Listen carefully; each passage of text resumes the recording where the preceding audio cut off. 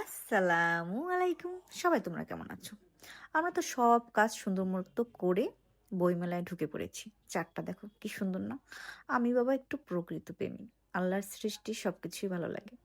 ঠান্ডা লাগতেছিল ভীষণ। বললাম না ব্যাগ থেকে শালটা বের করে কান টান একদম পেঁচিয়ে নিয়েছি মাথা। ঠান্ডা লাগতেছে। এদিকে সে আমার সাথে ঝগড়া করেছে তার কিছুক্ষণ আগে তাকে সুন্দর করে কেন একটা ভিডিও করে দিচ্ছি না।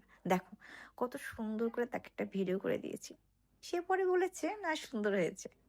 তো খোলা মাঠ, প্রকৃতি, তারপর মধ্যে আবার শীত, তাই তার মনে চাইলো একটা সুন্দর করে ভিডিও করতে হবে। তার সাথে পরে সে একটা গান সেট করে দেবে। যাই হোক, তার মনের আশাটা আমি পূরণ করতে পেরেছি। মেয়ে মানুষ আর কিসে খুশি, এইসবেই খুশি। আমিও খুশি হই আমার সুন্দর পিক তুললে বা ভিডিও নিলে। যদিও আমরা রেস্টুরেন্টে প্রচুর পিক তুলে এসেছি, ভিডিও করে এসেছি, তারপরও মন ভরে না।